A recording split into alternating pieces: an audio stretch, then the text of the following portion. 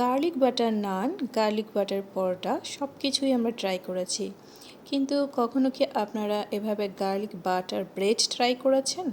তো আমি আজকে আপনাদের সাথে শেয়ার করতে যাচ্ছি গার্লিক বাটার ব্রেডের একটা রেসিপি। গার্লিক এবং বাটারের স্বাদে অসম্ভব মজার এই রেসিপিটি তৈরি করা একদমই সহজ। বাইরের বিভিন্ন দেশে গার্লিক বাটার ব্রেডটা খুবই জনপ্রিয়। বাচ্চা থেকে বড় সবাই এটা খুব পছন্দ করে এবং খেতেও অসাধারণ হয়। তো এইরকম একটা গার্লিক বাটার ব্রেড যদি আমরা ঘরেই তৈরি করতে পারি তাহলে কিন্তু দুর্দান্ত হবে খেতে। খুব সহজ এবং সিম্পল কিছু উপাদান ব্যবহার করে চুলায় আমি এইটা তৈরি করে দেখাবো আজকে। কোনো রকমের ওভেন, গ্রিল অথবা তেলে ভাজার ঝামেলা ছাড়া 20 মিনিটসে এটা গ্যাসের চুলায় তৈরি করা সম্ভব। তো কিভাবে আমি কোন প্রসেসে পুরোটা কমপ্লিট করছি এবং কি কি ইনগ্রেডিয়েন্টস দিচ্ছি, কিভাবে তৈরি করছি, সমস্ত কিছু আপনাদের সাথে এখানে স্টেপ বাই স্টেপ শেয়ার করছি। আসসালামু আলাইকুম, ওয়েলকাম টু মিস্টিস কুকবুক। একটা মজাদার রেসিপি গার্লিক বাটার ব্রেড। এটা আমরা যেরকম নাস্তায় খেতে পারি, তাছাড়া টিফিনেও খেতে পারি, বাচ্চাদেরকেও দিতে পারি। তাছাড়া এই গার্লিক বাটার ব্রেডটাকে বানিয়ে রেখেও দেওয়া যায়। চাইলে আপনারা এটাকে বানিয়ে ঠান্ডা করে ফ্রিজে নর্মাল চেম্বারে রেখে পরে আবারও গরম করে খেতে পারেন।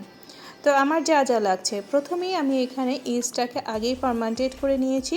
এখানে আমি হাফ মগ পানির সাথে ইস্টটা দিয়ে one and half teaspoon east দিয়ে ফার্মেন্টেড করে নিয়েছি। এ পর্যায়ে আমি দিয়ে দিচ্ছি স্বাদ মতো লবণ এবং এখানে আমি দিয়ে দিব রেগুলার রান্নার তেল। তো খুব বেশি তেল আমি এখানে ব্যবহার করব না, যেহেতু এটা আমি গার্লিক বাটার ব্রেড তৈরি করছি, সো বাটার আমি পরবর্তীতে ব্যবহার করছি। তো এখানে জাস্ট এটাকে মিক্স করার জন্য ডোটাকে তৈরি করার জন্য যেটুকু পরিমাণ লাগে খুব সামান্য পরিমাণ আমি এখানে অয়েল ব্যবহার করেছি। তো দিয়ে দিচ্ছি এখানে আমার মেজারমেন্ট অনুযায়ী ময়দাটাকে আমি খুব সুন্দর করে সফট একটা ডো তৈরি করে নেব। ডোটা তৈরি করার পর আমি এটাকে ফার্মেন্টেড হওয়ার জন্য টাইম দেব, দেন আমি চলে যাচ্ছি নেক্সট স্টেপে। আপনাদের কাছে গার্লিক বাটার ব্রেডটা কেমন লাগে সেটাও কমেন্টসে জানাতে পারেন। আমি এখানে খুব সুন্দর সফট করে একটা ডো তৈরি করে নিয়েছি, এখন এটা ফার্মেন্টেড হওয়ার জন্য দিয়েছি। এই পর্যায়ে আমি এখানে গার্লিক এবং বাটারের মিশ্রণটা রেডি করে নিয়েছি। আমি গার্লিকগুলোকে খুব ফাইনলি চপড করে নিয়েছি। ফাইনলি চপড গার্লিকের সাথে আমি বাটার দিয়ে মিক্স করে একটা মিক্সার তৈরি করে রেখেছি। এখন আমি ডোটাকে আরও কিছু সময় ময়ান করে নেব। তো আমি এখানে কিছুটা পরিমাণ ময়দা ডাস্ট করে এটাকে ভালো করে কিছুটা সময় ময়ান করে নিয়েছি। দেন আমি এটাকে দুইটা পার্টে ভাগ করে আমার মেজারমেন্ট অনুযায়ী রেডি করে নিচ্ছি। যারা অলরেডি আমার চ্যানেলে সাবস্ক্রাইব করে আমার পাশে আছেন তাদেরকে জানাই অসংখ্য আন্তরিক ধন্যবাদ এবং শুভেচ্ছা। যারা প্রতিনিয়ত সুন্দর সুন্দর কমেন্টস করে আমাকে অনুপ্রাণিত করছেন তাদের প্রতি আমি ভীষণভাবে কৃতজ্ঞ। যারা আজকে আমার চ্যানেলে নতুন ভিজিট করছেন অথবা আমার এই ভিডিওটি দেখছেন, তাদের কাছে আমার এই রেসিপিটি বা ভিডিওটি যদি ভালো লেগে থাকে চাইলে লাইক, কমেন্ট, শেয়ার বা সাবস্ক্রাইব করে পাশে থেকে দিতে পারেন। পাশে থাকা বেল আইকনটি প্রেস করে দিতে পারেন পরবর্তীতে নতুন ভিডিও নোটিফিকেশন পেতে। আমিও পরবর্তীতে সময় সুযোগ মতো এবং অবশ্যই নির্দিষ্ট সময় পর আপনাদের চ্যানেলে পৌঁছে যাব।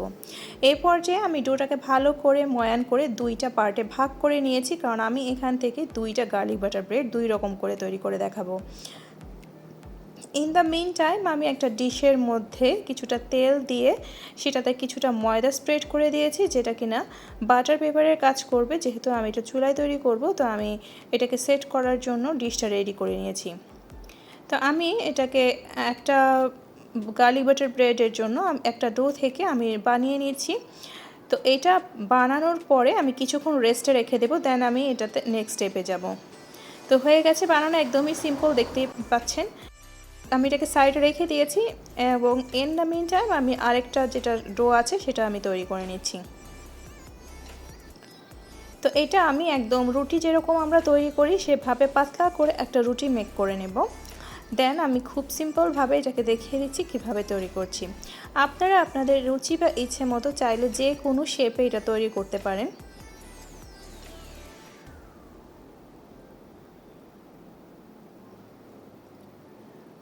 রুটিটা খুব বেশি মোটা করে বেলা যাবে না, দেখতেই পাচ্ছেন আমি একদমই পাতলা করে বেলেছি।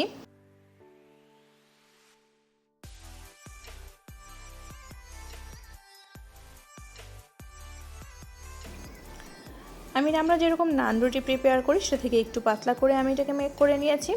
তো এই পর্যায়ে আমার এই রুটিটা অলমোস্ট তৈরি করা হয়ে গেছে। এখন আমি এটাতে গার্লিক এবং বাটারের মিশ্রণটা দিয়ে দিব।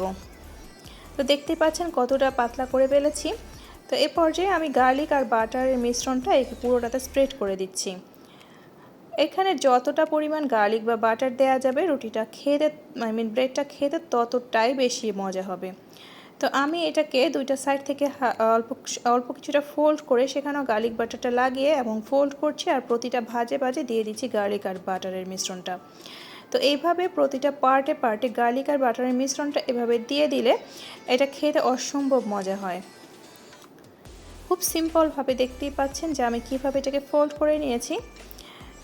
এই পর্যায়ে এটাকে আর বেলার প্রয়োজন নেই, জাস্ট হাতে একটু হালকা আলতো করে প্রেস করে দিলেই হয়ে যাবে।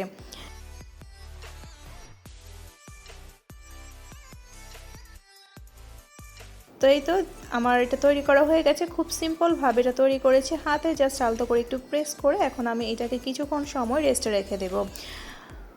ইস্টের তৈরি যে কোনো জিনিস তৈরি করার সময় এটাকে চুলায় দেওয়ার আগে তো প্রিপেয়ার করে কিছুক্ষণ রেস্টে রেখে দিতে হবে।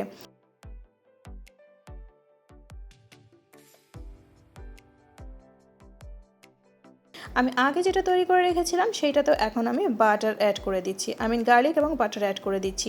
তো আমি মাঝখানে এটা দেখতেই পাচ্ছেন বেশ কিছুটা ফ্লাপি হয়ে গেছে। তো আমি এই পর্যায়ে এটা মাঝখান থেকে কেটে ভেতরে কিছুটা গার্লিক এবং বাটারের মিশ্রণটা দিয়ে দিচ্ছি। তো এভাবে দিয়ে দেওয়ার পর আমি এটাকে জাস্ট একটু আলতো করে হাতে লাগিয়ে দেব। এটাকে পুরোটা ফোল্ড করার প্রয়োজন নেই, অথবা চাইলে আপনি করতেও পারেন। তো আমার দুটা গার্লিক বাটার ব্রেড দুই রকমভাবে তৈরি করা হয়ে গেছে। এখন আমি এটাকে বেশ কিছু সময় রেস্টে রেখে দেব। জাস্ট ওপরটাতে একটু এটাকে অ্যাডজাস্ট করার জন্য আমি বেলুন দিয়ে একটু ফিক্স করে নিয়েছি। তো আমি এই পর্যায়ে এটাকে রেখে দিচ্ছি এবং আমি এটাকে 15 to 20 মিনিটসের জন্য রেস্টে রেখে দেবো ফ্লাপি হওয়ার জন্য। ইস্টের তৈরি যে কোনো জিনিস তৈরি করে রেস্টে রেখে দিলে এটা ফ্লাপি হলে দেন চুলায় দিলে এটা পারফেক্ট একটা শেপ আসে এবং খেতেও ভালো হয় এবং একদমই পারফেক্ট হয়। তো আমার রেডি হয়ে গেছে এবং আগে থেকে গরম করে রাখা প্যানে দিয়ে দিয়েছি চুলায়। তো দেখতেই পাচ্ছেন এটা অলরেডি এক পাশ হয়ে গেছে। আমি এই পর্যায়ে এটাকে উল্টে দেবো। যেহেতু আমি এটাকে বার্নারে মেক করছি, ওভেনে না। ওভেনে যদি মেক করি তাহলে একই সাথে দুইটা সাইডই হয়ে যায়। যেহেতু আমি বার্নারে প্রিপেয়ার করছি তো আমাকে অপর সাইডটা হওয়ার জন্য অবশ্যই এটাকে উল্টে দিতে হবে। তো আমি এই পর্যায়ে এটাকে উল্টে দিয়ে আরও 10 মিনিটস ওয়েট করব। 10 মিনিটসেই একটা সাইড হয়ে গেছে, আমি উল্টে দিয়েছি। তো আরও 10 মিনিটস পরে তো ফিরে এসেছি, দেখতেই পাচ্ছেন কি লুক এসছে, অসাধারণ সুন্দর হয়েছে। দেখতে যেরকম হয়েছে খেতে তার চেয়েও বেশি মজা ছিল। তো আপনারা অবশ্যই একবার এভাবে বাসায় ট্রাই করতে পারেন। খুব সাধারণ কিছু উপকরণ ব্যবহার করে এবং খুব সাধারণভাবেই হোমমেড এইরকম গার্লিক বাটার ব্রেড যদি তৈরি করতে পারেন, নিজেরা যেমনি খেতে পারেন একটা ভিন্ন ধরনের ডিফারেন্ট স্বাদের খাবার, তেমনি বাচ্চাদেরকেও আপনারা স্কুলে দিতে পারেন অথবা টিফিনে যে কোনো সময় চাইলে এটা সার্ভ করা যায়।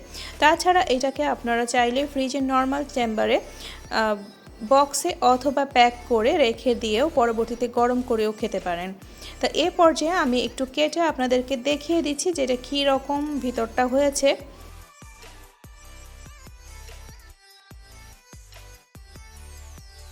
তো দেখতেই পাচ্ছেন এটা ভেতরটা কতটা ফ্লপি এবং কতটা সফট এবং খেতে অসম্ভব মজা হয়েছিল। তো আমার রেসিপিটি বা ভিডিওটি যদি আপনাদের কাছে ভালো লেগে থাকে তাহলে চাইলে লাইক, কমেন্ট, শেয়ার, সাবস্ক্রাইব করে পাশে থাকতে পারেন।